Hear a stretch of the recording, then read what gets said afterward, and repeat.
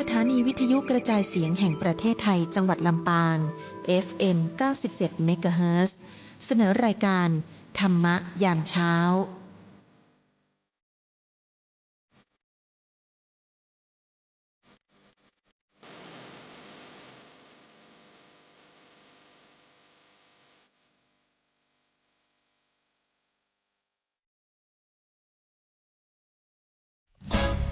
ปานาติปาตาเวรมณีอทินนาทานาเวรมณีกาเมมุสาสุราเม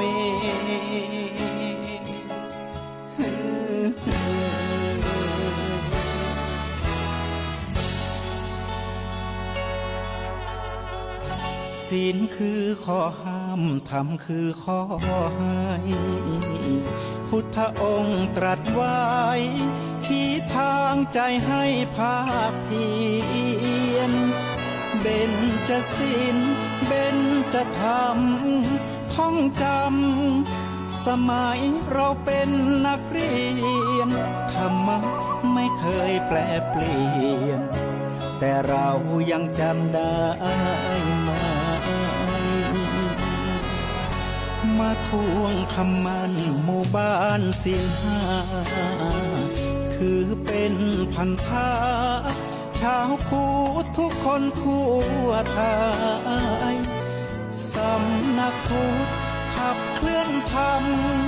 จุดเทียนสว่างที่กลางหัวใจสังคมจะร่มเย็นได้ศีลธรรมในใจต้องมีเบญจศีลว่ายังไงไหนลองท่องมาข้อหนึ่งห้ามฆ่าสัตว์ข้อสองห้ามลักทรัพย์ข้อสามห้ามประพฤติผิดในกามข้อสี่ห้ามพูดเท็จข้อห้าห้ามดื่มสุราแล้วเบญจะทำทั้งห้าว่าอย่างไรไหนบอกชัดๆอีกทีข้อหนึ่งเมตตากรุณาข้อสองสัมมาอาชีพข้อสามกามสังวรข้อสี่ต้องมีสัจจะเรากลับมาพบกันในรายการธรรมรับอรุณทางสถานีวิทยุกระจายเสียงแห่งประเทศไทยกรมประชาสัมพันธ์เหมือนเช่นเคยนะคะแน่นอนว่าเมื่อพบกับเตือนใจศิลป์ทั่วนิกและพระอาจารย์พระมหาไพบูลย์อภิปุโนแห่งมูลนิธิปัญญาภาวนาในเช้าวันอาทิตย์นั้นเราก็จะได้รับความเมตตาจากพระอาจารย์พระมหาไพบูลย์อภิปุโนท่านมาพูดคุยสักษาตอบคำถามธรรมะต่างๆที่ท่านผู้ฟังทางบ้านเขียนถามเข้ามา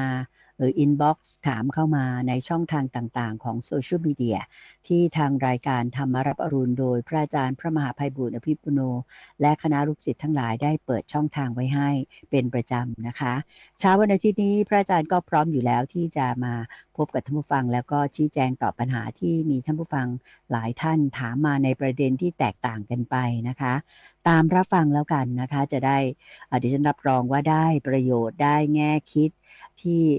จะสามารถนำไปปรับใช้กับตัวของท่านเองได้เป็นอย่างดีทีเดียวไม่มากก็น้อยค่ะเราไปกราบนมัสการพระอาจารย์พระมหาไพบูลย์อภิปุโนพร้อมกันเลยดีไหมคะกราบนมัสการเจ้าค่ะพระอาจารย์เจ้าค่ะเจริญพรสาธุเจ้าค่ะในทุกวันอาทิตย์เราก็มาคุยกันสบายๆตามหัวข้อที่ท่านผู้ฟังได้ส่งถามพูดคุยกันมาเจ้าค่ะโดยท่านผู้ฟังสามารถติดต่อกับทางรายการได้ผ่านทางเว็บไซต์โดยการกรอกฟอร์มที่เว็บไซต์ก็ได้ที่ปัญญา .org อันนั้นก็จะมีแบบฟอร์มให้กรอกจะใส่อีเมลจะใส่ LINE ID เบอร์โทรศัพท์เพื่อที่จะเมื่อตอบแล้วก็จะติดต่อกลับไปให้เจ้าค่ะหรือว่าบางคนยังสะดวกในการเขียนจดหมายอยู่ก็ได้โดยส่งมาที่ทำการของมูลนิธิปัญญาภาวนาตั้งอยู่เลขที่431/20ถนนประชาราษฎร์สาย 431/20ถนนประชาราษฎร์สาย2บางซื่อกรุงเทพ10800บางซื่อกรุงเทพ10800เมื่อส่งมาแล้วทั้งข้อความก็ตามอินบ็อกซ์ก็ตามโซเชียลมีเดียต่างๆก็จะมีคุณเตือนใจสินธุพนิกมาทำหน้าที่แทนท่านผู้ฟังในการที่จะสอบถามคำถามต่างๆเหล่านั้นเจ้าค่ะเพราะว่าคือเราฟังเทศกันมาทั้งสัปดาห์นะมันมีหลายเรื่องอะไม่ว่าจะเรื่องพระสูตรทุกวันพฤหัสกับทุกวันเสาร์ยังมีเรื่องการปฏิบัติในทุกวันอังคารวันพุธยังมีเรื่องการนำไปใช้ในชีวิตประจำวันทุกวันจันทร์เรื่องนิทานเรื่องพิสดารอะไรต่างๆในทุกวันศุกร์อีกแหมนี่มันก็เต็มที่ละแล้วถ้าไม่เข้าใจเรื่องไหนไม่เป็นไปได้เราก็ติดต่อสอบถามกันเข้ามาก็มาคุยกันสบายๆเนี่ยมาที่อย่างนี้นั่นเองเช่นว่าเจ้าค่ะเจ้าค่ะสาธุเจ้าค่ะซึ่งเช้าวันอาทิตย์นี้ก็มีคำถามเกี่ยวกับเรื่องของการทำสมาธิอีกครั้งหนึ่งนะเจ้าค่ะคำถามถามว่าขณะเรานั่งสมาธิเรารู้สึกเคลิ้มลืมคำภาวนาลืมลมหายใจลักษณะแบบเนี้ยเรียกว่าขาดสติไหมเจ้าค่ะพระอาจารย์แต่ว่าตอนที่รู้สึกเคลิ้มเนี่ยสบายคือไม่คิดอะไรเลยนะเจ้าค่ะนิมนต์เจ้าค่ะโอเคท่านเคยบอกไว้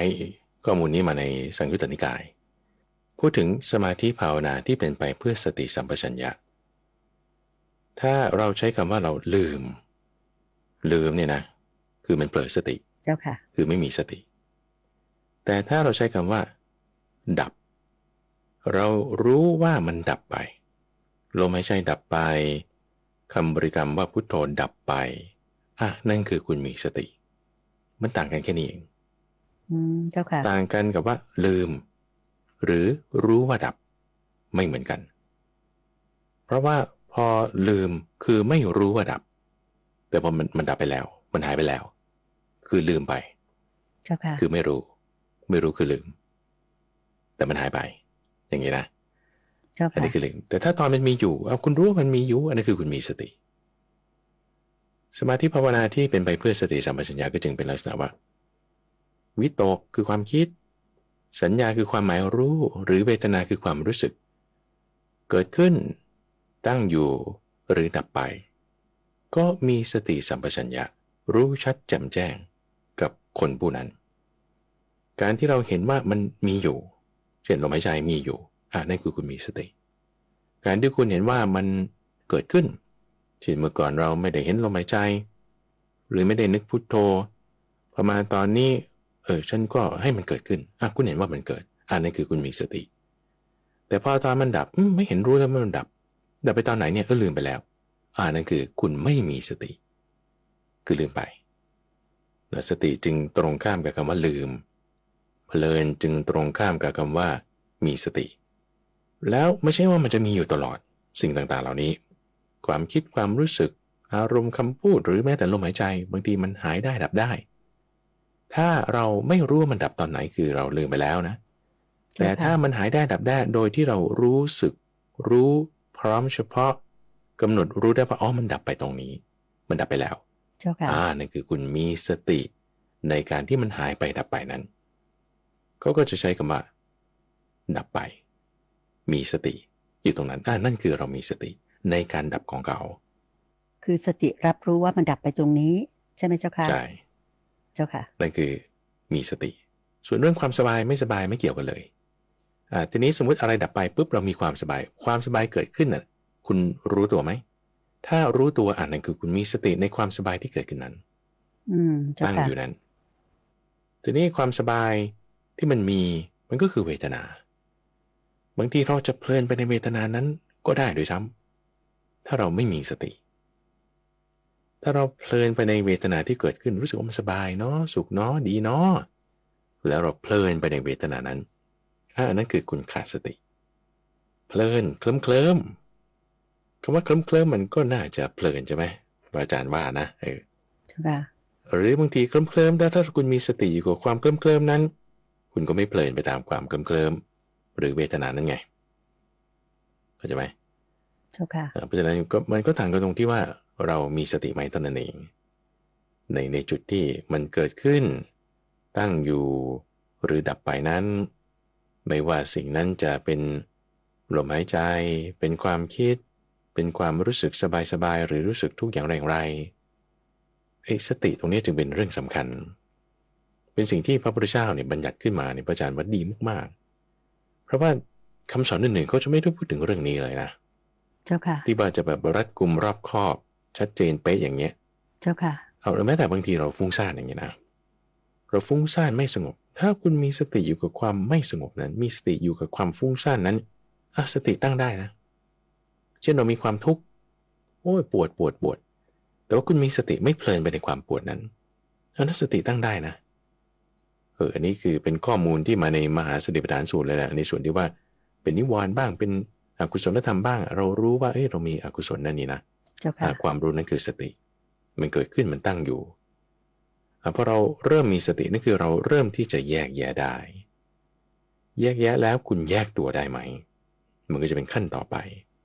เจ้าค่ะพอแยกแยะได้แล้วรู้แล้วว่านี่เกิดขึ้นเป็นงี้มันดีเป็นงี้ไม่ดีเป็นงี้ยังมีไม่ดีอยู่นะถ้าคุณเริ่มแยกแยะได้แล้วขั้นตอนต่อไปคือแยกตัวออกจากสิ่งนั้นได้ไอ้ความเป็นอกุศลมันจึงค่อยดับไปเจ้าค่ะอันนี้อาศัยการฝึกฝน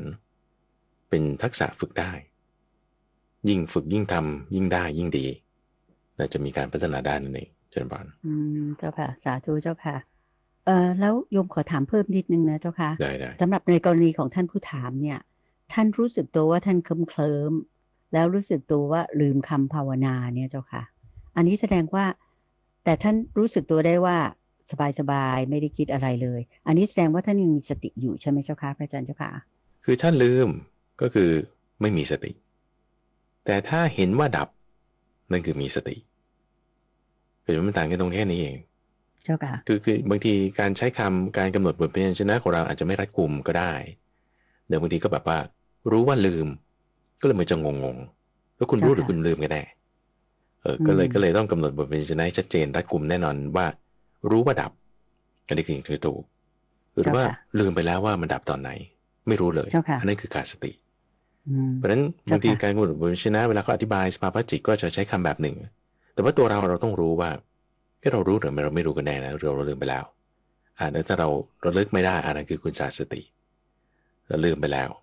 แต่ถ้าเรารู้ว่ามันดับไปตอนไหนนั่นคือคุณมีสติก็ดูที่สภาวะจิตของเราเป็นแบบนี้เจ้าค่ะเจ้าค่ะแล้วในกรณีที่นั่งสมาธิแล้วแบบว่าได้สมาธินะเจ้าค่ะพระอาจารย์แต่เงียบไปเลยเนี่ยเจ้าค่ะไม่ได้เคลิ้มไม่ได้อะไรแต่ว่าเหมือนหายไปเลยในช่วงเวลา1 ชั่วโมงนี้มันเรียกว่าอะไรเจ้าค่ะพระอาจารย์ก็ถ้าไม่ลืมเนาะแล้วก็รู้ถึงความว่างๆอยู่รู้ตัวทั่วพร้อมอยู่นั่นคือมีสติอยู่แล้วเจ้าค่ะแล้วเราก็อยู่กับความนิ่งๆอยู่ได้โดยที่ว่ามีสติอยู่ไม่ได้คิดเรื่องอะไรเลยอันนี้คืออยู่กับความว่างรู้ตัวทั่วพร้อมเจ้าค่ะอันนี้จะเป็นสภาวะที่ดีคือหมายความว่าสมถะวิปัสสนามันเสมอกันละเราอยู่กับความว่างๆอย่างนี้ละแค่เพิ่มนิดเดียวคือเพิ่มเรื่องปัญญาว่าแม้ความว่างๆเนี่ยก็ไม่เที่ยงความว่างๆเนี่ยก็คือไม่เที่ยงมันต้องอาศัยเหตุปัจจัยเงื่อนไขถึงเกิดความว่างๆนี้ได้ด้วยสติข้อนี้จะทำให้เราเกิดปัญญาเราเข้ามาตรงนี้ได้บ่อยๆปุ๊บเมื่อก่อนไม่ได้หมายถึงว่าไอ้จุดที่ว่างๆมันไม่มียังเป็นอย่างนั้นอย่างนี้งดอยู่พอเข้ามาปุ๊บมันว่างๆออกปุ๊บมันไม่ว่างเข้ามาปุ๊บมันว่างพอเป็นอย่างนี้เรื่อยๆเราจะเริ่มเห็นว่านี่มันไม่เที่ยงอันนี้คือจะเป็นปัญญาเราจะวางไอ้เจ้าความว่างๆนั้นได้คือจิตที่มันมีอวิชชาแฝงอยู่เห็นด้วยปัญญาข้อนี้ก็จะก้าวหน้าขึ้นไปได้เจ้าค่ะเจ้าค่ะสาธุเจ้าค่ะคำถามถัดไปนะเจ้าค่ะก็มีคำถามว่าขณะที่เรากำหนดจิตคำบริกรรมพุทโธอยู่นะเจ้าค่ะในระหว่างนั้นครูบาอาจารย์ท่านก็พูดสอนเราอยู่ก็อันนี้อาจจะเป็นท่านที่ฟังรายการพระอาจารย์ในเช้าวันอังคารถูกไหมเจ้าคะที่ว่าพระอาจารย์จะสอนปฏิบัติไปด้วยแล้วพระอาจารย์ก็จะบรรยายไปด้วยเนี่ยผู้ถามว่าในขณะที่กำหนดจิตบริกรรมคำว่าพุทโธระหว่างที่ครูบาอาจารย์ก็สอนไปด้วยเนี่ยเราจะเอาสติไปจับอยู่กับอะไรดีเจ้าคะนิมนต์เจ้าค่ะสติเป็นเหมือนนายทวาร นายทวารต้องอยู่ที่ประตูนายทวารก็คือยามนั่นแหละเจ้าค่ะยามจะไปอยู่ที่ไหนก็ต้องอยู่ที่ประตูจะไปห้องน้ำไม่ได้จะไปแอบนอนไม่ได้ยามต้องอยู่ที่ประตูเท่านั้นเพราะฉะนั้นสติเราต้องอยู่ที่ไหนก็ต้องอยู่ที่ไม่ตาหูจมูกลิ้นกายหรือก็ใจต้องอยู่ที่นั้นทีนี้ประเด็นที่มักจะสอบถามกันก็คือว่าเวลาที่เราฟังเทศฟังธรรมไปด้วยหรือถ้าเราเข้าสมาธิลึกไปเลยบางทีมันไม่ได้ยินอะไรเลยที่ท่านพูดอะไรเงี้ยแบบไม่ได้ยินเลยคือว่างไปเลยอย่างที่คุณเดินใจว่ามันจะกลัวนะว่าไปเดินนั่งสมาธิปุ๊บมันวุ้งไปเลยแบบหายไปเลยรู้สึกตัวมาอีกทีวางแล้วจบแล้วอย่างเงี้ยนะเจ้าค่ะคือเข้าลึกเกินไปมันก็เลยไม่ได้ฟังถ้าในเคสแบบนี้เราต้องการจะฟังสิ่งที่ครูอาจารย์ท่านผู้สอนเราอยู่ด้วยเนี่ยจะทำยังไงคือมันก็มี3จุดคุณใจเจ้าค่ะจุดแรกคือถ้าเราเอาจิตไว้ที่ผู้พูดเช่นเอาจิตไว้ที่กับคนพูดอยู่ที่ปากเขาหรือเสียงของเขาหรือถ้าเสียงนั้นมาจากลำโพงหรือวิทยุเราเอาจิตของเราไว้ที่วิทยุถ้าเสียงนั้นมันเปลี่ยนแปลงไปเช่นมีเสียงแทรกหรือมีคลื่นแทรกหรือมีอื่นที่มันมาแบบทำให้เสียงหายไปอะไรไปจิตเราจะหวั่นไหวไปตามเสียงนั้นเพราะฉะนั้นเราไม่ควรเอาจิตไว้ที่เสียงหรือที่ผู้พูดไม่ควรถัดมาจุดที่2ก็คือเอาไว้ที่การรับรู้ทางหูคือมีเสียงนะมีหูแล้วก็ต้องมีโสตวิญญาณเป็นการรับรู้ทางหูการรับรู้ทางโสตเราไม่ควรเอาจิตเราไว้ที่เสียงเราไม่ควรเอาจิตเราไว้ที่หูแต่เราควรเอาจิตเราไว้ที่โสตวิญญาณคือเพราะว่าถ้าเราเอาจิตเราลึกไปกว่านั้นเช่นไว้ที่มโนวิญญาณโสตวิญญาณเราก็จะรับรู้ไม่ได้เราก็จะไม่ได้ยินเลยเพราะเราเอาจิตเราไว้ที่มโนวิญญาณคือภายในไม่ได้ส่งออกไปตามเสียงภายนอกแต่ในที่นี้เพื่อที่จะให้เราได้ยินข้อความนั้นด้วยในขณะเดียวกันก็ไม่สะดุ้งสะเทือนไปตามเสียงที่มันจะเปลี่ยนแปลงไปอาจจะเกิดจากคลื่นแทรกหรืออะไรเราก็ต้องเอาจิตของเราไว้ที่โสตวิญญาณคือการรับรู้ทางเสียงนั้นเอาไว้ที่นั่นเวลาที่เราจะเอาจิตไว้ที่นั่นก็คือมันเป็นภาษานั่นเองก็คือสติเอาไว้ตรงช่องทางที่เสียงมันจะเข้ามานั่นเองเอาไว้ที่ตรงนั้นก็คือทางหูของเรานะเจ้าค่ะใช่ทางหูของเราตรงนั้นเรียกว่าโสตวิญญาณโสตวิญญาณเพราะว่าสติมันก็ต้องอยู่กับวิญญาณการรับรู้ในทางหูนั้นแล้วพอเราตั้งสติไว้คือถ้าจิตเราระงับลงบางทีมันคล้อยเคลื่อนไปทางมโนวิญญาณเสียงเราก็จะไม่ได้ยินไปเลยเจ้าค่ะหรือถ้าเราเผลอสติไปจิตของเรามันก็จะคล้อยเคลื่อนไปตามเสียงไปอีกก็จะเพลินไปตามเสียงในลักษณะที่ว่าเสียงน่าฟังหรือเสียงไม่น่าฟังไม่ได้จะเข้าใจความมันก็ไม่ดีเราก็จะต้องระมัดระวังคอยประคับประคองเอาจิตไปที่โสตวิญญาณนั่นเองเจ้าค่ะเจ้าค่ะสาธุเจ้าค่ะคำถามถัดไปนะเจ้าค่ะได้กราบนมัสการเรียนถามพระอาจารย์มาว่าถ้าผู้ปฏิบัติดีอยู่แล้วศีลสมาธิปัญญาปฏิบัติอย่างเคร่งครัดเนี่ยสมาธิก็จะมั่นคงแล้วถึงที่สุดแห่งทุกข์คือการหลุดพ้นโดยก็ไม่จำเป็นต้องปฏิบัติอีกถูกต้องหรือไม่ก็คือปฏิบัติดีแล้วได้ศีลสมาธิปัญญามั่นคงแล้วเนี่ยถึงที่สุดแห่งทุกข์แล้วหลุดพ้นไปแล้วเนี่ยไม่ต้องปฏิบัติอีกถูกต้องหรือไม่เจ้าคะโอเคเอาคำว่าไม่ต้องปฏิบัติอีกเนี่ยนะหมายความว่ายังไง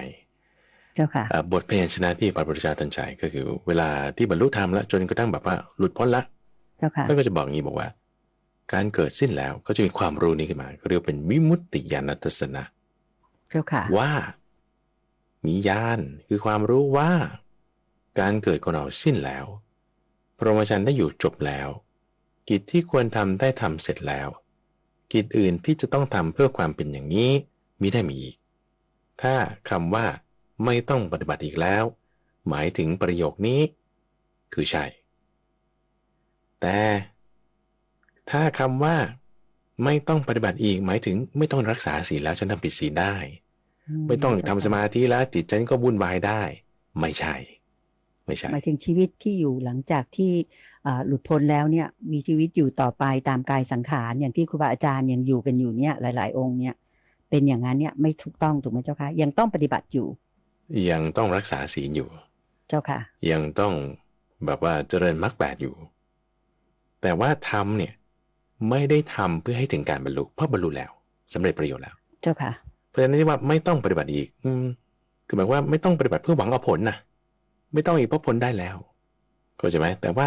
คุณยังต้องดำรงอยู่ในความที่จะรักษา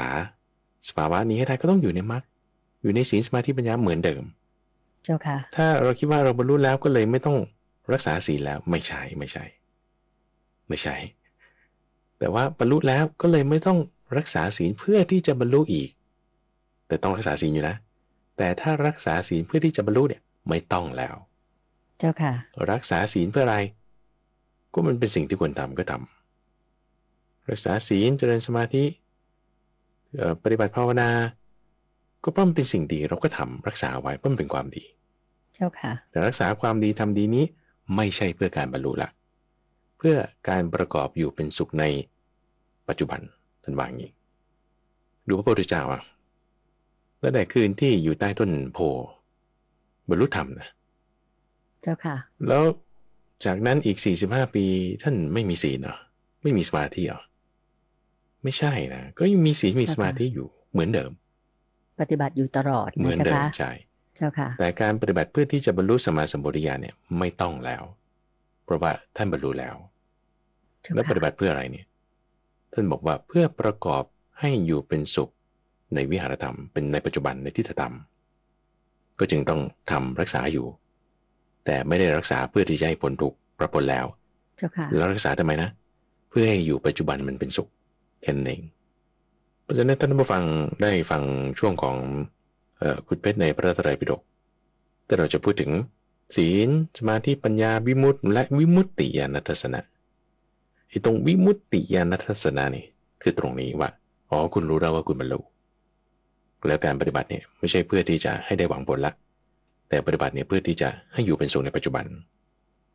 วิมุตติญาณทัศนะเนี่ยก็จึงเป็นข้อนี้แหละว่าอ๋อพอบรรลุแล้ว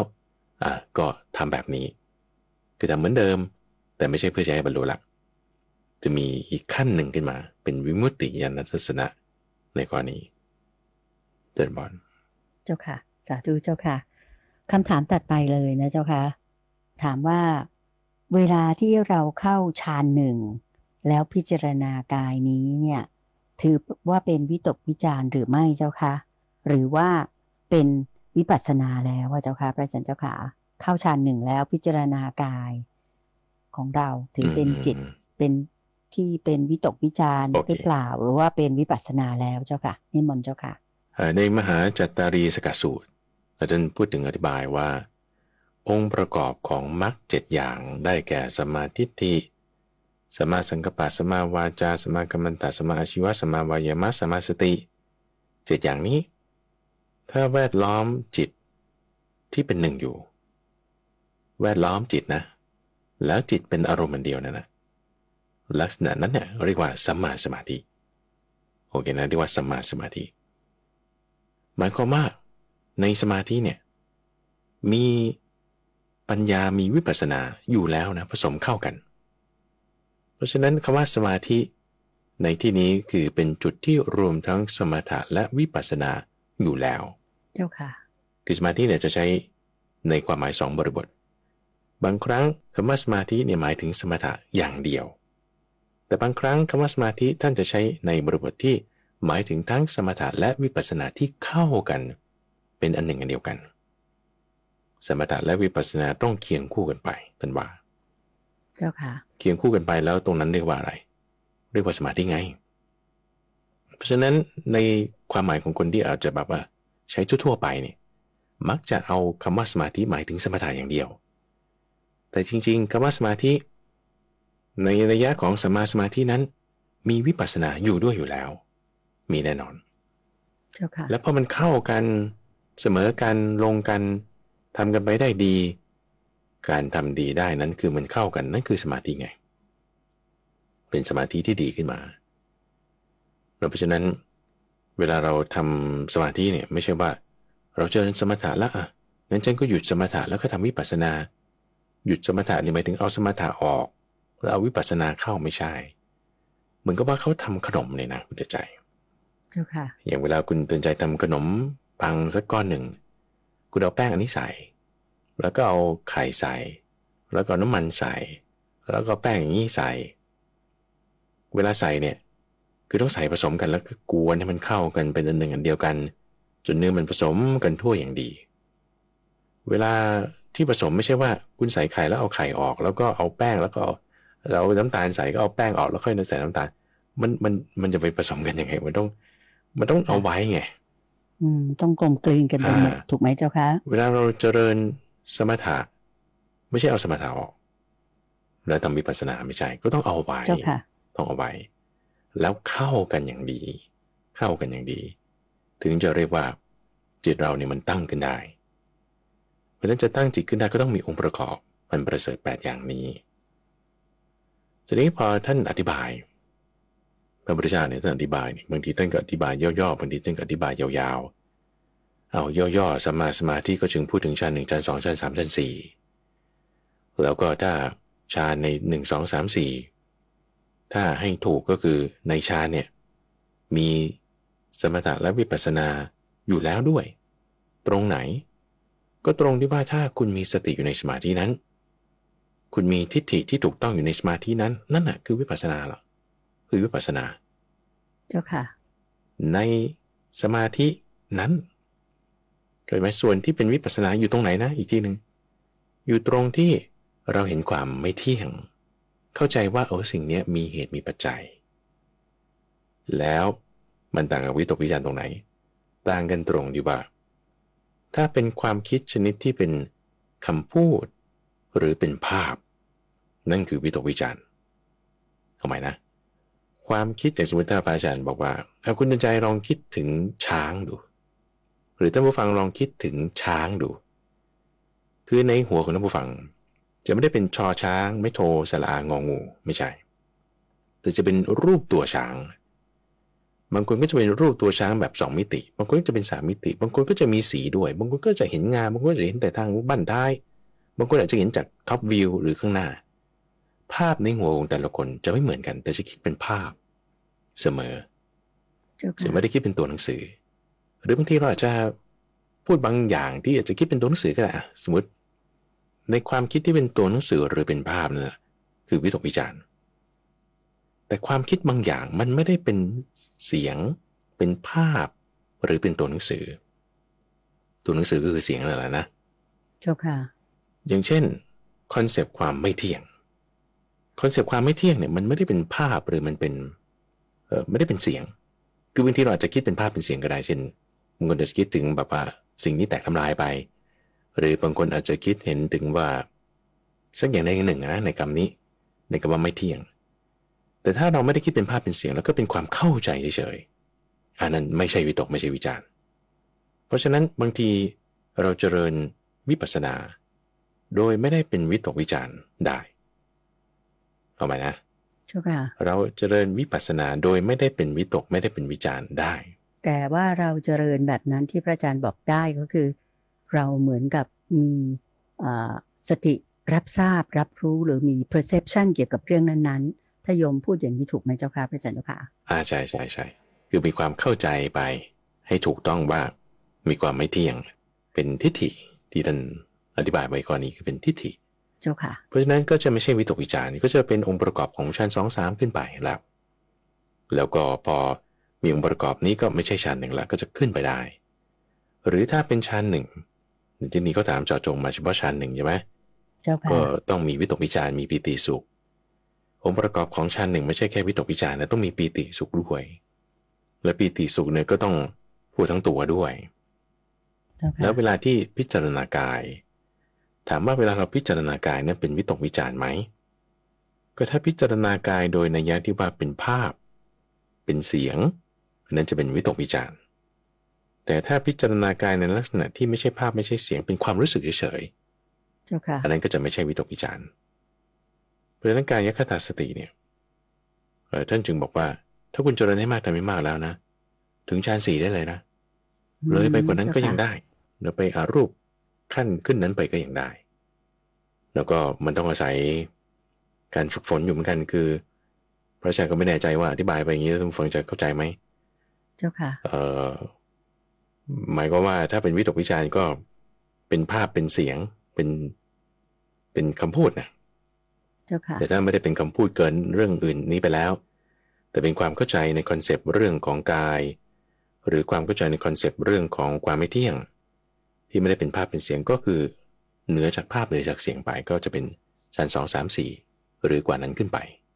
เจ้าค่ะเจริญพรสาธุเจ้าค่ะก็คิดว่าท่านผู้ถามคงจะเข้าใจแล้วนะคะต่อไปเจ้าค่ะจะเป็นคำถามที่เกี่ยวกับว่าจะมีวิธีอย่างไรที่จะต่อสู้กับกิเลสเจ้าค่ะก็ท่านผู้ถามบอกว่าเมื่อตื่นนอนขึ้นเนี่ยควรจะลุกทันทีใช่ไหมแต่ว่าจะทำไม่ได้เจ้าค่ะในกรณีนี้อาจจะยังลุกทันทีอย่างที่พระอาจารย์เคยแนะนำเนี่ยไม่ได้ทำไม่ค่อยได้เจ้าค่ะทำยังไงจึงจะต่อสู้กับกิเลสตัวนี้ที่เรียกว่าพอตื่นแล้วก็จะลุกทันทีไม่ต้องนอนอ้อยอิงหรือนอนต่อเจ้าค่ะนิมนต์เจ้าค่ะในข้อที่ว่าตื่นแล้วเราก็จะแบบว่าขออีก5 นาทีหน้าอย่างเงี้ยนะใช่อีก10 นาทีหน้า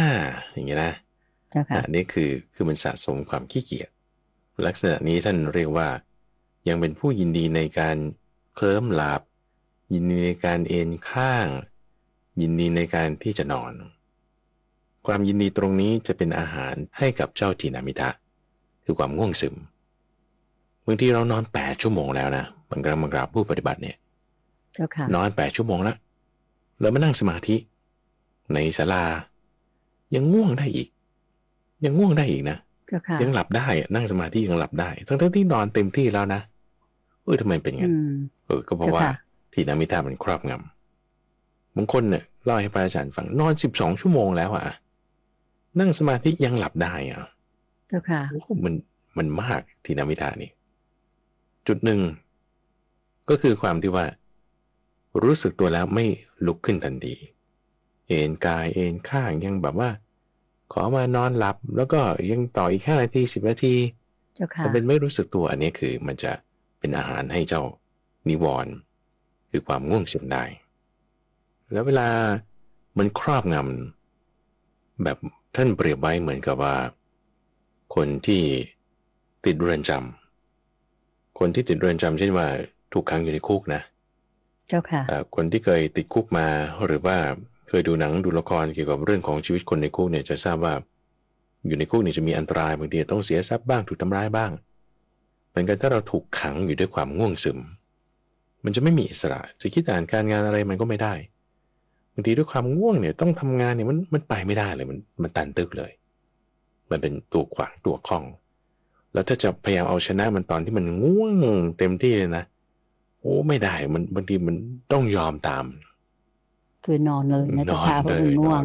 เจ้าค่ะแล้วจะทำยังไงปัญหานี้ท่านพระมหาโมคคัลลานะก็เคยเจอแต่ที่เราอาจจะเคยได้ยินอยู่เรื่องวิธีการ8 อย่างเจ้าค่ะในการที่จะละความง่วงทีนี้8 อย่างที่จะละความง่วงถ้าคุณมาทำตอนที่ง่วงแล้วมันนอนอยู่เนี่ยบางทีมันยากคือถ้าสมมุติเรานั่งแล้วเราเผลอหลับไปบางทีเราทำได้เช่นอาจจะลุกขึ้นยืนเอาน้ำล้างตามองดูแสงสว่างอาจจะช่วยได้เอาเทคนิคพวกนี้ก่อนแล้วกันอย่างเช่นว่าบางทีคุณตั้งเวลาเปิดปิดไฟเอาไว้สมมติถ้ารู้สึกตัวหรือตั้งเวลาไว้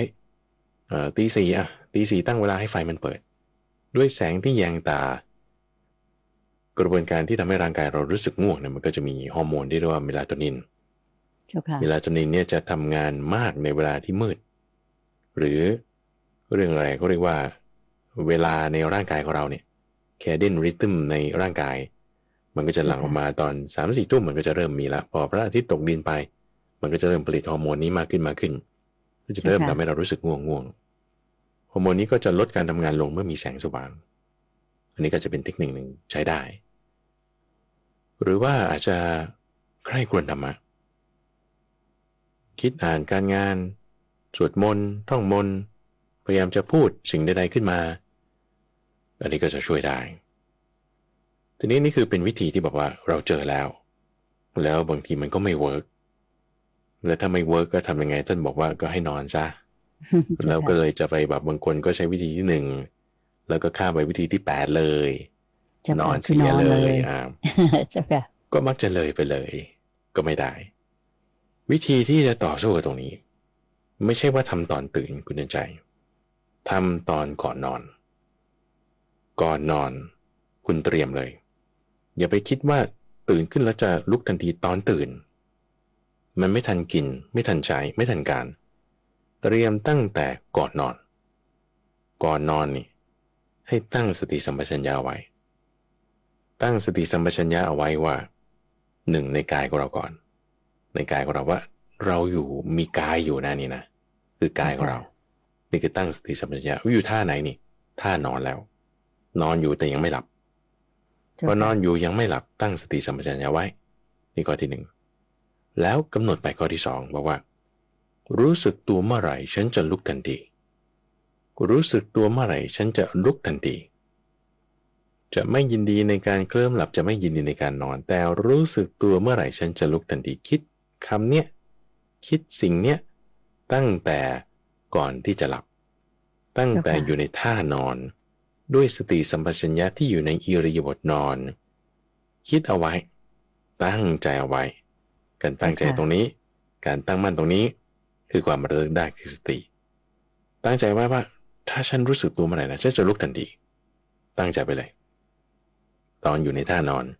ก่อนที่จะหลับก่อนที่จะหลับเหมือนเราตั้งจิตไว้ใช่ไหมเจ้าค่ะใช่ใช่สั่งจิตเราว่า นอนไปแล้วก็ตื่นเมื่อไหร่จะลุกทันทีแบบนั้นเลยนะเจ้าค่ะใช่เจ้าค่ะสั่งไปแล้วก็น้อมจิตไปเพื่อการนอนในที่นี้หมายถึงหลับตอนที่เราเห็นการนอนอยู่เรายังไม่หลับนะเจ้าค่ะเราก็ตั้งจิตไว้ตั้งสติไว้ตั้งใจไว้แล้วก็น้อมจิตไปเพื่อการนอนหมายถึงหลับพอเราน้อมจิตไปเพื่อการหลับโดยหลับแบบนี้บอกว่าบาปอกุศลธรรมอย่าตามเราไปผู้ที่นอนหลับอยู่เพราะบาปอกุศลธรรมที่เราตั้งไว้ว่าอย่าให้มันมาในการนอนของเรานั่นแหละคือนอนอย่างมีสติแล้วบางคนอาจจะคิดว่าฉันนอนฉันก็ไม่รู้สึกตัวนะจะไปมีสติได้ไงคือตั้งสติไว้ก่อนนอนไงเจ้าค่ะแล้วพอรู้สึกตัวปุ๊บมันจะมีกำลังจิตที่เกิดจากการที่เราตั้งไว้ตั้งแต่ก่อนนอนนั้นเจ้าค่ะแล้วฝึกทำไปอย่างนี้เอาใหม่ครั้งที่1ครั้งที่2ครั้งที่3เราตั้งสติไว้สติที่เราสะสมไว้ครั้งแรกอาจจะไม่ได้ครั้งแรกอาจจะแบบว่า10 นาทีบางทีครึ่งชั่วโมงค่อยลุกขึ้นมาหลังจากรู้สึกตัวเอาใหม่ขึ้นต่อไปทำอีกสติที่ทำเป็นยังไงมันสะสมได้สะสมไปน้ำหยด1-2 หยดรวมๆกันก็เป็นแก้ว1ขึ้นมาน้ำแก้ว1-2 แก้วรวมๆกันก็เป็นถัง1ขึ้นมาน้ำ2 ถัง3 ถังรวมๆกันก็เป็นสระใหญ่ใบ1ขึ้นมาน้ำสระ1-2 สระรวมๆกันก็เป็นเขื่อน1ขึ้นมามันก็เยอะขึ้นมาฝนตกทีละเม็ดละเม็ดตกอยู่เรื่อยไม่หยุดโอ้โหน้ำท่วมที่กรุงเทพเมื่อหลายปีก่อน10 ปีที่แล้วมั้งนั่นก็ฝนตกตลอดฤดูกาลสะสมไว้ก็ท่วมได้เราสะสมสติวันนี้ก่อนนอนตั้งจิตไว้ได้20 นาทีครึ่งชั่วโมงเราจึงค่อยลุกถัดมาอีกวันต่อไป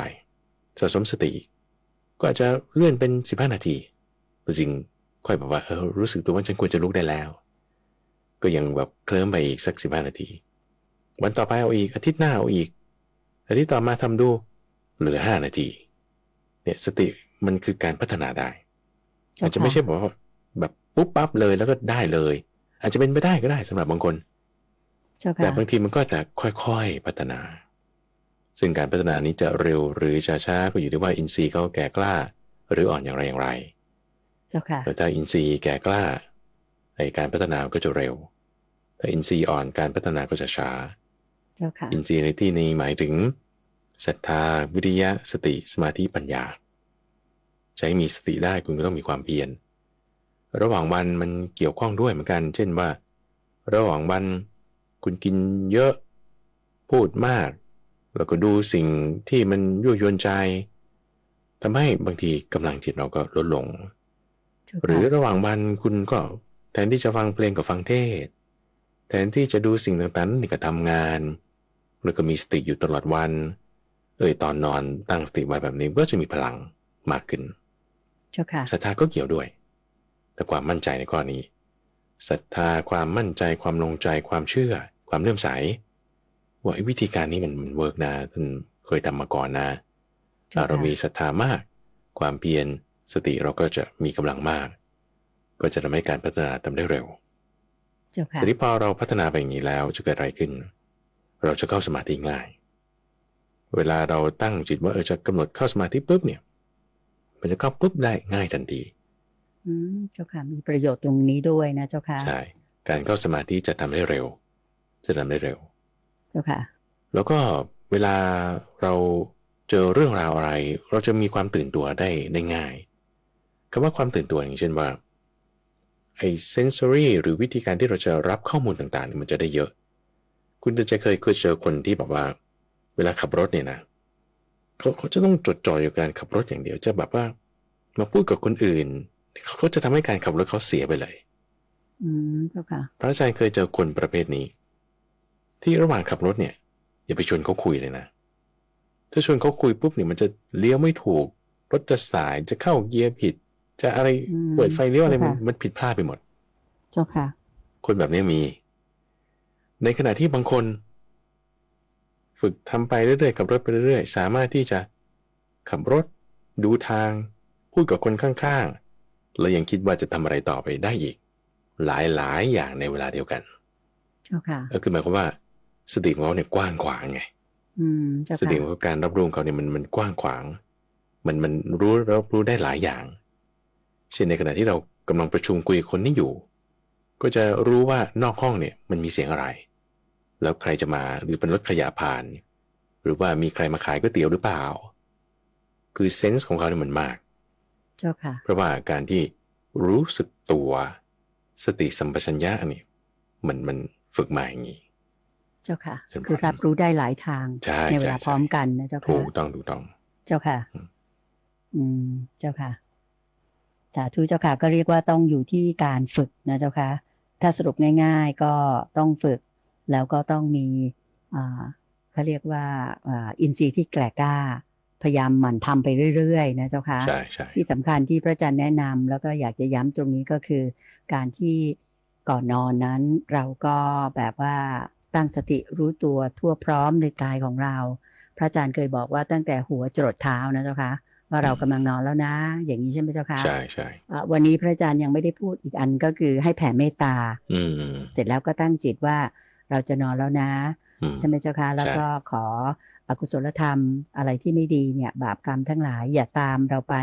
ในการนอนนี้ใช่ไหมเจ้าค่ะอันนี้ก็จะช่วยให้เรานอนหลับไม่ฝันร้ายนะเจ้าค่ะแล้วก็ตั้งจิตด้วยว่าถ้าเรารู้ตัวปุ๊บเราจะลุกเลยอันนี้ก็เป็นส่วนเสริมกันที่พระอาจารย์เคยแนะนำนะเจ้าค่ะเสริมตรงนี้เจ้าค่ะก็มีจุดหนึ่งที่ถ้าจะเกี่ยวกับเรื่องของการตื่นเราก็จะช่วยได้อีกจุดหนึ่งก็คือว่าพอเรารู้สึกตัวปุ๊บเนี่ยเราจะลุกเลยก็โอเคอยู่ไม่อยู่นะให้เรากำหนดสติสัมปชัญญะก่อนคือแทนที่ว่าเราจะเอาความรู้สึกของเราเนี่ยไปไว้อยู่กับความง่วงความเหนื่อยความเมื่อยไม่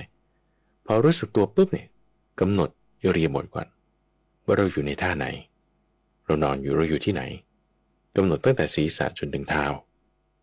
ขึ้นไปจนถึงศีรษะเราอยู่ในท่านอนไล่ไปดูสัก2 รอบ 3 รอบก็เรียกว่า body scan คือทำความกำหนดรู้ไปตามศีรษะใบหน้าคอหลังไหล่มือเท้าเอวไปจนถึงขาถึงนิ้วโป้งเท้าแล้วก็จากข้างล่างขึ้นมาจนถึงศีรษะกำหนดรู้ไปตรงนี้อันนี้คือสติก่อนแล้วคือกายคตาสติกำหนดสติไปในกายแล้วก็เคลื่อนอิริยาบถขึ้นมาจากนอนเป็นนั่งขึ้นมาแบบนี้ก็จะดีเพิ่มเติมขึ้นมาว่าตอนตื่นปุ๊บคุณก็มีสติทันทีมีสติปุ๊บอยู่กับกายปุ๊บไอความรู้สึกที่ว่ามันง่วงมันอะไรมันจะแบบอ่อนลงเพราะเรามากำหนดสติตอนตื่นปุ๊บเลยทันทีไม่เผลอเพลินไปตามความง่วงหรืออารมณ์ต่างๆที่มีแบบนี้ยิ่งจะช่วยได้ดีคือก่อนนอนก็เอาแล้วทีหนึ่ง พอหลังจากตื่นก็เอาอีกทีหนึ่งทำอย่างเงี้ยมันดูทุกวันจากวันเป็นหลายๆวันจากหลายๆวันเป็นอาทิตย์เป็นเดือนขึ้นมาโอ้ยสติของเรานี่จะมากเลยแล้วเราก็จะแบบไอ้ความขี้เกียจนี่มันจะอยู่ไม่ได้เลยความที่บอกว่าจะต้องขอนอนต่ออีก5 นาที10 นาทีนี่แก้ได้แน่นอนเจ้าค่ะหรืออีกวิธีหนึ่งนะก็คือใช้ปัจจัยภายนอกก็ได้เช่นให้คนมาปลุกเราเจ้าค่ะหรือตั้งนาฬิกาปลุกในลักษณะที่ว่ายังไงคุณก็ต้องลุกอ่ะถ้าบอกว่าเราตั้งนาฬิกาปลุกเช่นเอาตั้งไว้ไกลๆหน่อยหรือไม่ก็ให้คนมาเรียกชนิดที่ว่าเอาแฉลงมางัดเลยอ่ะหรือไม่ก็ดึงออกจากเตียงให้ได้อย่างงี้ก็จะช่วยได้แต่ว่ามันเป็นปัจจัยภายนอกไงใช่เจ้าค่ะสู้ว่าเราพัฒนาจากข้างในเราเองจะดีกว่าเจ้าค่ะเพราะว่าเราจะชนะกิเลสมันดีในเบื้องต้นอาจจะให้คนอื่นมาช่วยก่อนก็ได้แล้วก็ค่อยพัฒนาก็ได้เหมือนกันเจ้าค่ะเช่นว่าเจ้าค่ะแต่เราทำด้วยตัวเองน่าจะดีกว่านะเจ้าค่ะไม่ต้องพึ่งพาใครและอีกอย่างหนึ่งตอนตื่นที่พระอาจารย์บอกว่าให้ตั้งสติรู้ตัวทั่วพร้อมก่อนเนี่ยเจ้าค่ะว่าเราอยู่ใน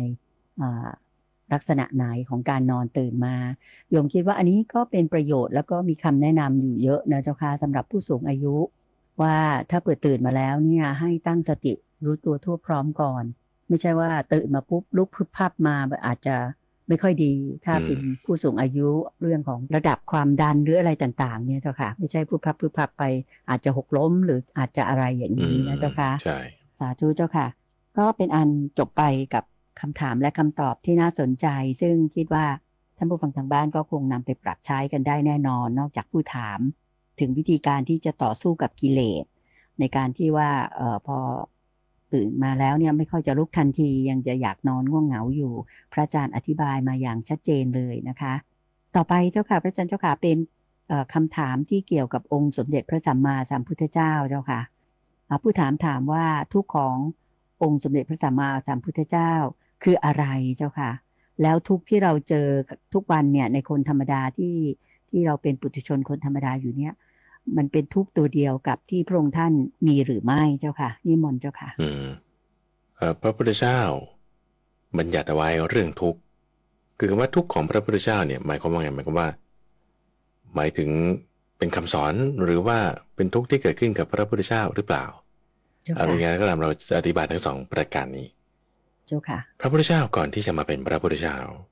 ก็คือเป็นคนธรรมดามาก่อนนี่แหละเป็นเจ้าชาย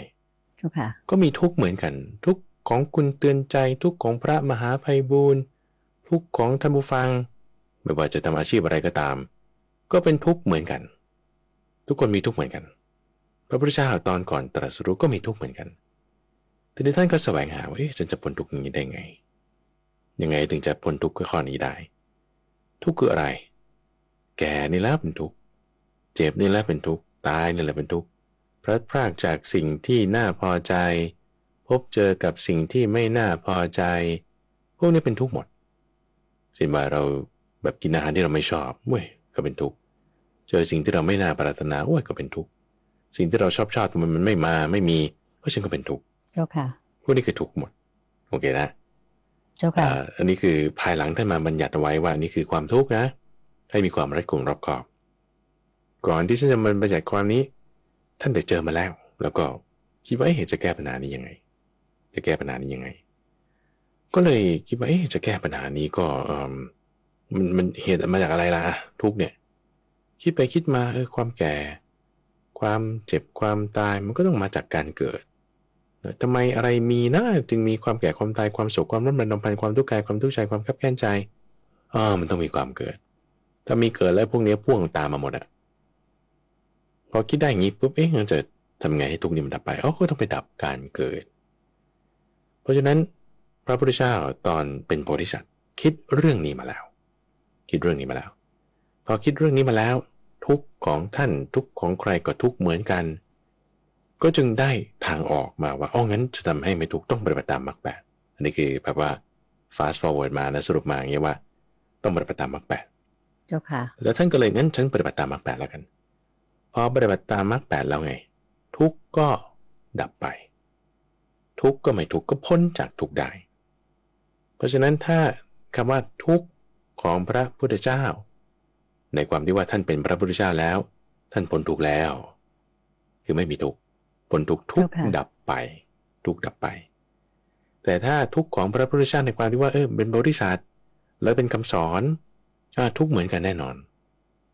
ทุกข์ของท่านผู้ฟังทุกข์ของพระพุทธเจ้าตอนที่ยังไม่พ้นทุกข์คือตอนเป็นบริษัทอยู่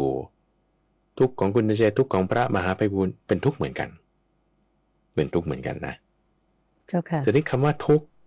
ที่ว่าทุกข์เหมือนกันกินความหมายกว้างแคบแตกต่างกันนี้ต้องรัดกุมรอบคอบนิดนึงเจ้าค่ะเช่นเราบอกว่าทุกข์ของฉันกับทุกข์ของพระพุทธเจ้าหมายถึงตอนเป็นบริษัทยังไม่พ้นทุกข์ทุกข์เหมือนกันคือความโศกความรำพันอะไรอย่างเงี้ยทุกข์เหมือนกันแหละแล้วถ้าเราเข้าใจไปว่างั้นสุขสิคือไม่ทุกข์สุขเวทนาคือไม่ทุกข์นั่นคือเข้าใจผิดเพราะว่าทุกข์ของที่พระพุทธเจ้าสอนกินความกว้างรวมถึงสุขเวทนาด้วยสุขเวทนาก็เป็นทุกข์เหมือนกันเป็นทุกข์ยังไงเพราะมันไม่เที่ยงเพราะมันอาศัยเงื่อนไขปัจจัยในความที่ว่ามันจะทนอยู่ในสภาพเดิมได้มันไม่ได้มันได้ยากในความที่ทนอยู่ในสภาพเดิมได้ยากนั่นน่ะจึงเรียกว่าเป็นทุกข์สุขเวทนาก็จึงมีทุกขลักษณะอยู่ในตัวของมันเพราะฉะนั้นครูบาอาจารย์ที่หลวงพ่อพุทธทาสท่านก็จะอธิบายไว้อย่างนี้ท่านใช้คำนี้ดีมากอาจารย์ว่าก็คือทุกข์เนี่ยมันก็จะมีแบบที่ว่าทนได้ง่ายกับทุกข์แบบที่ทนได้ยากทุกข์ที่ทนได้ง่ายๆหน่อยก็คือสุขเวทนาทุกข์ที่ทนได้ยากๆหน่อยก็จะเป็นทุกขเวทนาเพราะฉะนั้นทุกขเวทนาก็คือทุกข์ที่มันทนได้ยากหน่อยสุขเวทนาก็คือทุกข์เหมือนกันนะแต่มันทนได้ง่ายหน่อยเจ้าค่ะทุกข์ตรงนี้หรือเปล่าที่หมายถึงตรงนี้เวลาเราพูดคำนี้เราจึงต้องมีความรัดกุมรอบคอบไม่หละหลวมทุกข์ในความที่ว่าเป็นทุกขเวทนาหรือทุกข์ในความที่ว่าเป็นทุกขลักษณะถ้าหมายถึงทุกขเวทนาโอเคนั่นก็คือความรู้สึกถ้าหมายถึงทุกขลักษณะอันต้องรวมถึงสุขเวทนาด้วยรวมถึงอาหารด้วยรวมถึงสิ่งต่างๆด้วยรวมถึงขันธ์ห้าด้วยรวมถึงทุกอย่างเลยอยู่ในทุกขลักษณะเจ้าค่ะนั่นคือตัวเดียวกันเหมือนกันคือเหมือนกันตรงนี้ต่างกันคือต่างกันตรงนี้อย่าไปเหมาว่าเหมือนกันหมดหรือต่างกันหมดไม่ใช่ต้องแยกแยะแล้วใช้ปัญญาให้มีความรัดกุมรอบคอบนี่เราก็จะสามารถที่จะทำความเข้าใจพอเราเข้าใจทุกข์เราจึงจะพ้นทุกข์ได้เราต้องเข้าใจโลกเราจึงจะอยู่เหนือโลกได้เราต้องเข้าใจปัญหาเราจึงจะแก้ปัญหาได้ถ้าเราไม่เข้าใจปัญหาหรือเข้าใจปัญหาผิดเราจะแก้ปัญหาไม่ได้ถ้าเราเข้าใจทุกข์ผิดเราจะดับทุกข์ไม่ได้โอเคนะเราจึงต้องเข้าใจทุกข์ให้ถูกกำหนดรู้ให้ได้พอเราเข้าใจโลกถูกเราอยู่เหนือโลกได้เราเข้าใจทุกข์ถูกเราพ้นจากทุกข์ได้นั่นเองเจริญพรเจ้าค่ะสาธุเจ้าค่ะก็คิดว่าท่านผู้ถามก็คงจะเข้าใจตามที่พระอาจารย์พระมหาไพบูลย์อภิปุโนได้เมตตาสากฉามาแล้วนะคะต่อไปน่าจะเป็นคำถามสุดท้ายเจ้าค่ะพระอาจารย์เจ้าค่ะว่าเราจะรู้ได้อย่างไรว่าคนคนนั้นไปดีหรือเปล่าอันนี้อาจจะหมายถึงคนที่สิ้นบุญไปคือหมดชีวิตไปเจ้าค่ะสิ้นไปถึงการละถึงความตายของเขาเนี่ยเราจะรู้ได้อย่างไรว่าเขาไปดีหรือเปล่าเจ้าค่ะก็มีพราหมณ์คนหนึ่งเคยมาถามพระพุทธเจ้าในคำถามนี้เหมือนกันเจ้าค่ะแล้วว่าคือเขาเนี่ยเป็นคนที่สามารถที่จะรู้ได้ว่าพอคนตายไปแล้วเนี่ยไปเกิดที่ไหนปรากฏว่ามีเพื่อนเขาคนหนึ่งที่ว่ารักษาศีลอะไรต่างๆมาดีเลยชีวิตเนี้ยเป็นคนดีอะไรมาตลอดแต่พอตายไปแล้วเดินไปตกนรกอีกคนหนึ่งไม่เคยรักษาศีลอะไรต่างๆแบบมีความเศร้าหมองด่างพร้อยอะไรบ้างทำไมตายแล้วไปสวรรค์มาถามพระพุทธเจ้าในข้อนี้ก็น่าสงสัยนะเจ้าค่ะว่าทำไมซึ่งพราหมณ์คนนี้เขารู้จริงๆด้วยนะเขามีเครื่องรู้ที่เขารู้นะคือเขามีญาณไงคือไม่ใช่สักแต่ว่าดูว่าตอนก่อนมีชีวิตก่อนตายเนี่ยตอนมีชีวิตมาเป็นยังไงแล้วคือจะพยากรณ์ได้ว่าตายไปแล้วจะเป็นอย่างนั้นหรือเป็นอย่างนี้บางทีมันบอกได้ยากเจ้าค่ะแต่ว่าพราหมณ์คนนี้เขารู้จริงๆด้วยเครื่องรู้ของเขาพระพุทธเจ้าก็ไม่ตอบถาม2 ครั้งก็ไม่ตอบถาม3 ครั้งก็ไม่ตอบ เขาก็เลยเพ่นหนีไปท่านพระอานนท์ก็จึงขอรู้เรื่องนี้ว่าทำไมถึงเป็นอย่างนั้นท่านอธิบายให้ฟังในลักษณะนี้บอกว่าคือกรรมที่ให้ผลอย่างสมมติตอนที่เขาทำกรรมดีมาในปัจจุบันเนี่ยนะมันไม่ได้ให้ผลตอนตายแต่กรรมชั่วที่เขาเคยทำมาก่อนหน้านู้นชาติก่อนๆนู้นมันดันมาให้ผลตอนนั้นทำให้เขาตายไปเนี่ยตกไปนรกไปตกนรกได้ไปไม่ดีเจ้าค่ะในขณะที่อีกคนหนึ่งที่ว่าทำดีบ้างไม่ดีบ้างมีความด่างพร้อยอะไรบ้างกรรมที่เขาทำไม่ดีเนี่ยมันไม่ได้ให้ผลตอนนั้นแต่กรรมดีที่เขาเคยทำไว้ในอดีตมันมาให้ผลตอนที่จะตายนั้นเขาจึงไปสวรรค์ไปดีเจ้าค่ะเพราะฉะนั้นถ้าเราลำพังเพียงดูแค่ว่าเหตุการณ์ที่เขาทำในปัจจุบันชาตินั้นก่อนที่เขาจะตายมันก็บอกได้ไม่ 100%มันก็จึงต้องเป็นผู้ที่อาศัยญาณในการที่จะรู้ได้ถึงว่าเขาตายแล้วไปไหนซึ่งญาณในที่นี้บางคนก็จะมีความชัดเจนมีความแจ่มแจ้งได้ลึกซึ้งหรือตื้นหนาไม่เท่ากันอย่างถ้าของพระพุทธเจ้านี่คือไม่มีจำกัดแล้วก็จะรู้ได้ว่าที่ไปนั้นไปอยู่นานเท่าไหร่มีสุขหรือทุกข์อย่างไรส่วนบางคนนั้นก็จะรู้เฉพาะเป็นบางเวลาแล้วก็จะรู้ไม่ละเอียดอันนี้ก็จะมีเพราะฉะนั้นการที่จะรู้ข้อนี้ได้ต้องอาศัยญาณเจาะจงก็คือท่านจะเรียกว่าเป็นจุตูปปาตญาณจุตูปปาตญาณนั่นคือมีตาทิพย์คือทิพยจักษุจะรู้ได้ว่าสัตว์นี้จุติแล้วจุติคือเคลื่อนคือตายจากที่นี่แล้วไปเกิดในภพนั้นเกิดในภพนั้นนี่มีชื่ออย่างนี้มีนามสกุลอย่างนี้มีสุขมีทุกข์อย่างนี้มีอายุเท่านี้จะรู้ได้อันนี้คือจุตูปปาตญาณเจ้าค่ะก็คือญาณอันนี้จะทำให้รู้ว่าเขาเกิดไปที่ไหนก็เป็นลักษณะของตาทิพย์เจ้าค่ะหรือถ้าสมมติเราไม่มีญาณนี้สมมติเราไม่มีนะก็เดาเอาโอเคไหมเดาเอาทีนี้พอเดาเอาเนี่ยมันก็ไม่ชัวร์ไม่แน่ทีนี้ถ้าเดาเอาแล้วคือสิ่งที่สำคัญเดาแล้วยังไงสมมติว่าถ้าเราคิดว่าเขาไปตกนรกหรือถ้าเราคิดว่าเขาไปสวรรค์แต่ถ้าเป็นพ่อแม่เราเนี่ยเราจะทำยังไงก็ถ้าเราไม่รู้แล้วจะเดาถูกหรือเดาผิดก็ตามมันมีหน้าที่อยู่ถ้าเราเป็นลูกเราควรทำบุญอุทิศให้มารดาบิดาต้องทำไม่ว่าท่านจะไปดีหรือไปไม่ดีก็ตามต้องทำบุญอุทิศให้มารดาบิดาแล้วก็คือบางคนอาจจะคิดว่าถ้าจะไปตกนรกต้องทำอย่างนี้หรือถ้าไม่ไปตกนรกไปขึ้นสวรรค์ไปดีก็ทำอีกอย่างหนึ่งทำทุกอย่างเลยทำทุกอย่างทำบุญอุทิศให้คำว่าทำบุญอุทิศให้คือทำบุญในนามของมารดาบิดาทำบุญให้กับผู้ที่ล่วงลับไปคำว่าทำบุญให้กับผู้ที่ล่วงลับไปนี่คือให้ในนามของผู้ที่ล่วงลับไปเจ้าค่ะเช่นสมมติว่าถ้าพ่อแม่เราตายไปแล้วนะแล้วคุณก็จะถวายปัจจัยสักอย่างหนึ่งในปัจจัย4ให้กับเนื้อนาบุญสักคนใดคนหนึ่งเนี่ยคุณก็เขียนชื่อพ่อแม่ไปเลยว่าผู้นี้เป็นผู้ถวายนะแต่เรามาทำแทนให้นี่คือทำบุญให้ผู้ตายคือไม่ใช่ว่าเอาบุญให้ผู้ตายนะแต่ว่าทำในนามของผู้ตายอันนี้ที่เป็นหน้าที่ที่เราต้องทำเจ้าค่ะแล้วท่านจะไปดีหรือไปชั่วก็ไปตามกรรมแล้วทีนี้จะไปทำพิธีอะไรที่ว่าจะให้พ้นหรือไม่พ้นมันไม่ใช่ฐานะคือหมายความว่าทำบุญได้อยู่อันนี้ดีอยู่แล้วแต่ว่าคนเราก็ไปตามกรรมแล้วมีกรรมดีก็ไปดีมีกรรมชั่วก็ไปชั่วพิธีกรรมอะไรที่ถ้าไม่ใช่ทางหรือเป็นไปในลักษณะที่เป็นศีลพัตตประมาทมันก็จะไม่ควรทำแต่ว่าอะไรที่จะเป็นบุญเป็นกุศลเป็นสิ่งที่ท่านเรียกว่าเป็นเขตบุญเป็นบุญญเขตของคำสอนพระพุทธเจ้าก็จะเป็นเรื่องของบุญญกิริยาวัตถุ10พูดง่ายๆก็จะเป็นทานศีลภาวนาศีลสมาธิปัญญาพวกนี้ทำไปแล้วก็คือถือว่าถูกต้องนั่นเองเจ้าค่ะเจ้าค่ะสาธุเจ้าค่ะโยมฟังพระอาจารย์สักกะฉามมาถึงตรงนี้นะเจ้าค่ะทำให้โยมนึกถึงประเด็นนิดนึงที่จะแถมท้ายตรงนี้นะเจ้าค่ะว่าเมื่อสักครู่พระอาจารย์แนะนำว่าเวลาเราทำบุญเนี่ยส่วนใหญ่โยมคิดว่าญาติโยมเนี่ยเราทำบุญไปให้อุทิศไปให้คุณพ่อคุณแม่ที่เสียชีวิตไปแล้วเนี่ยโดยมากเราจะทำบุญด้วยอุทิศให้ท่านหวังว่าจากผลบุญนี้ทำให้ท่าน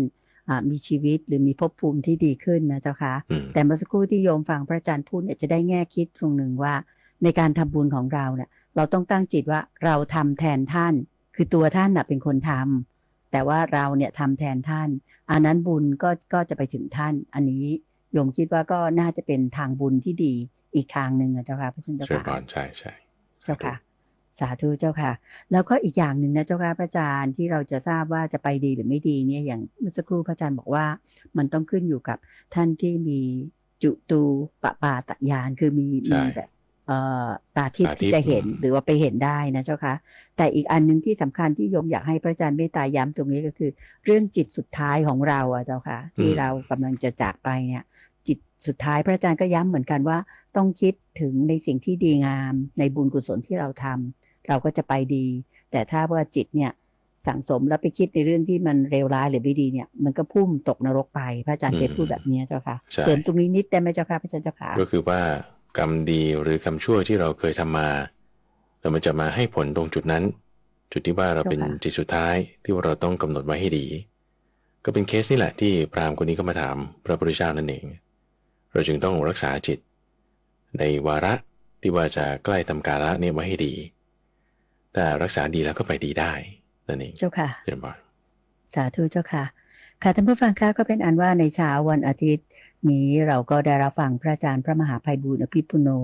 องค์พระอาจารย์ผู้อำนวยการศูนย์ปฏิบัติธรรมของวัดป่าดอนหายโศกท่านได้เมตตาที่จะมา